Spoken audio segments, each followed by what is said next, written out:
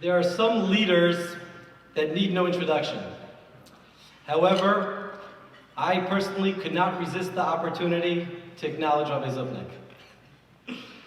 As the Rav of Beis Torah Tefillah, a cornerstone shul in our community, Rabbi Zupnick took on a leadership role with Somei Chacham when it was formed more than 10 years ago. And Rabbi Zupnick continues to serve on the Rabbinical Advisory Board of Somei Chacham. Rabbi Zupnick's unwavering and staunch support of Somei Chacham and JFS has been inspirational. On behalf of the Board of Directors of the Jewish Family Service, I thank Rabbi Zupnick for his leadership, and I ask him to come and give us some words of inspiration.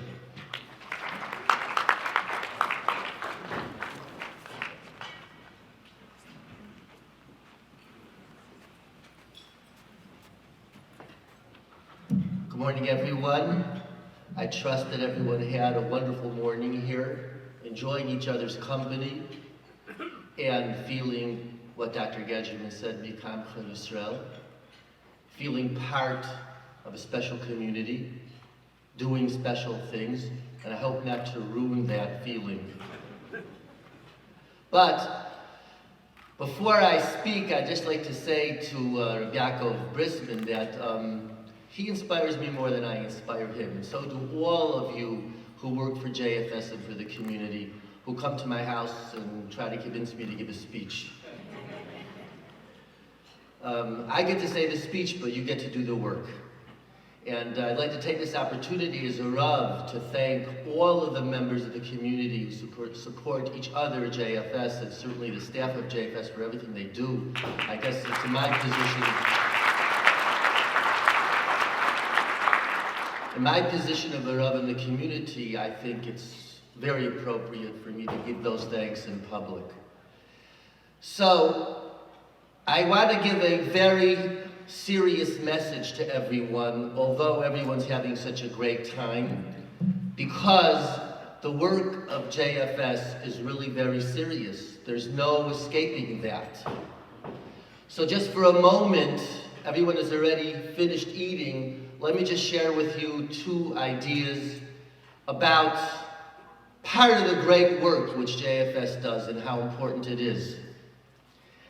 I heard this in the name of Rav Yaakov Kamenetsky many years ago. I can't find it in print, but I'm absolutely sure he said it, and I've heard it many times. We have a story of Yaakov Avinu leaving to go home.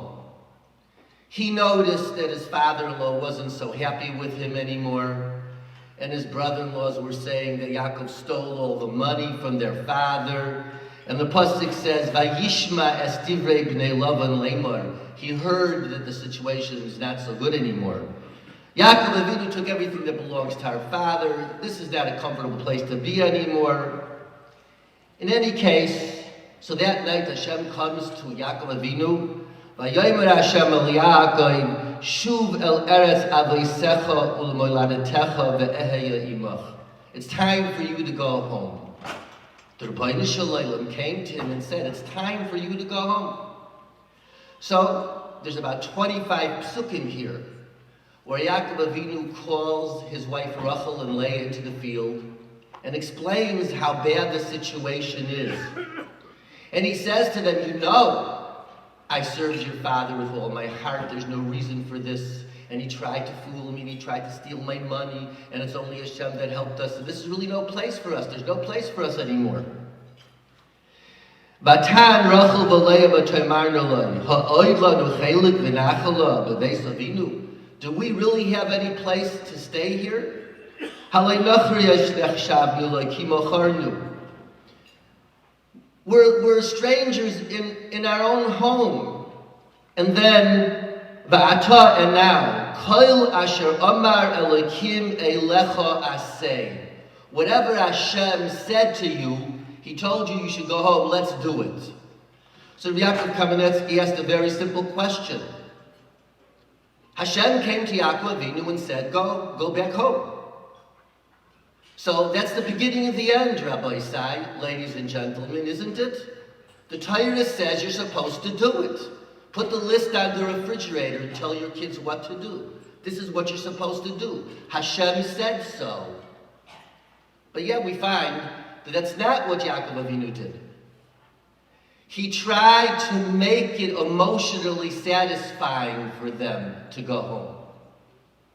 He could have said, hey, last night Hashem came to me, he said we have to go to Eretz Canaan, it's all over, let's go. What do you think Rachel and Leah would have done? Rachel and Leah? They would have said, of course, Hashem said, let's go. But there's about 30 psukim of discussion about why this is good for us, so that you feel good about it. So you see that the Torah takes into account, and Yaakov Avinu took into account, the emotional well-being of Rachel and Leah. Let me present the Torah and what Hashem said in a way that'll feel good, because they are, after all, human beings. We find throughout the Torah and in so many halachas that Chazal and the Torah took into account a person's emotional well-being. The list is endless. I figured I would just share two of them. There's a Mishnah in Pirkei Avos. Rabbi Shimon ben Elazar Omer, Al tiratzes chavercha b'shas kasoi. Don't try to appease someone when he's angry. Let's stop and think about that for a second. He's wrong for being angry. I could give him the whole list of reasons why what he's doing is wrong. It's an aveira to be angry.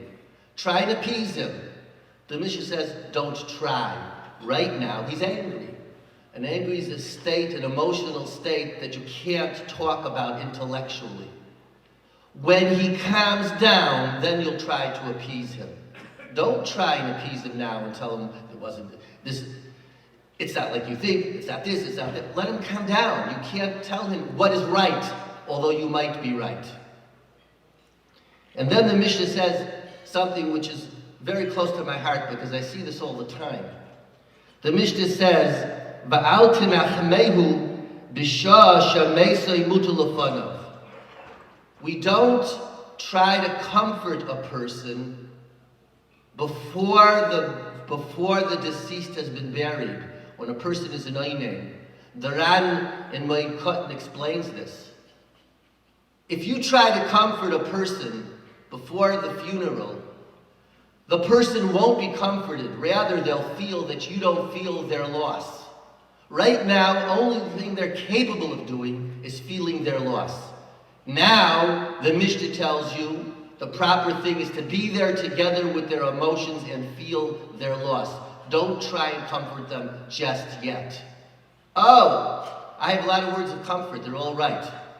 Oh, if you'd be a good Jew, you would accept this 100% and you would know that Hashem does everything with toiv. I hope no one ever tried that one.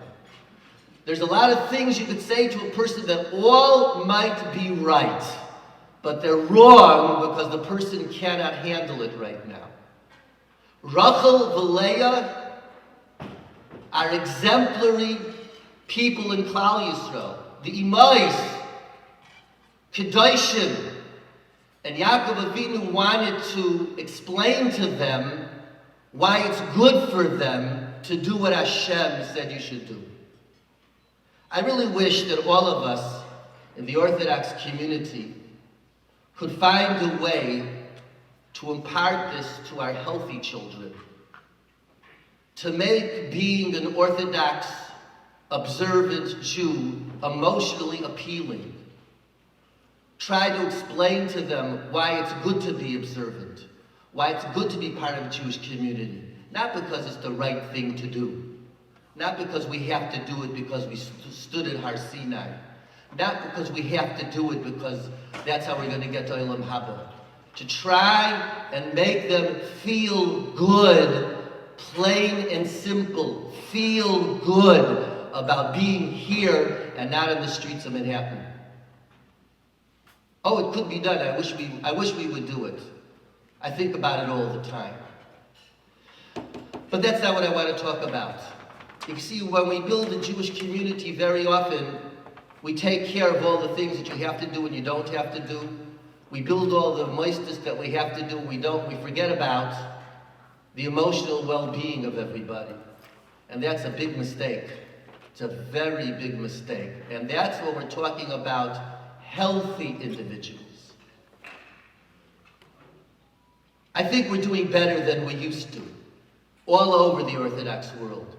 But we still do put that list on the refrigerator door, don't we? We don't exactly do it like Yaakov Avinu did, and we don't have the wherewithal sometimes.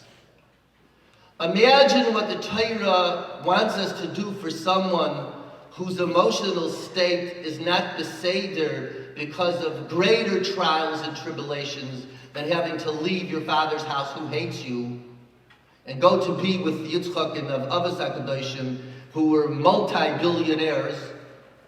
The Avos HaKadoshim were very wealthy. Not such a tremendous trial in life for Rachel and Leah to leave the house of Lavan and go to live in Eretz Yisrael with Yitzchak Avinu. Not such a terrible trial. And yet, Yaakov Avinu was very conscious of their feelings. What about people who have real challenges in life that are possibly more painful than that? What about a person's emotional state is not so healthy?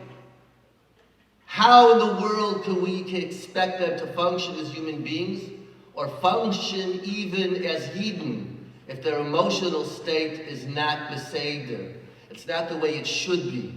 How great is the responsibility to take the rules off the refrigerator just for a moment to try and address the problem with their emotions. La'olam yehei adam.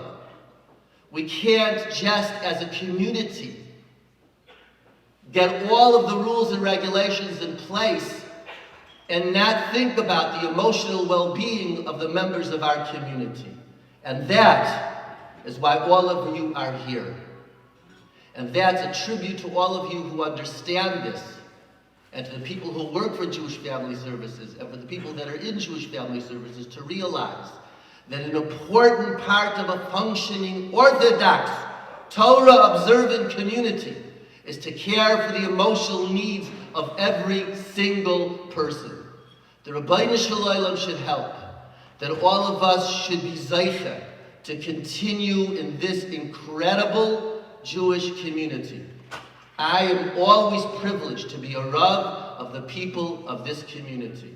I speak about it to people in Eretz Yisrael. Have any of you ever been in my shul? You see my Oren Kodesh that I'm so proud of? When anyone comes, I say, the Oren Kodesh is the setting. The diamond are the people of Pesach. And I really believe that.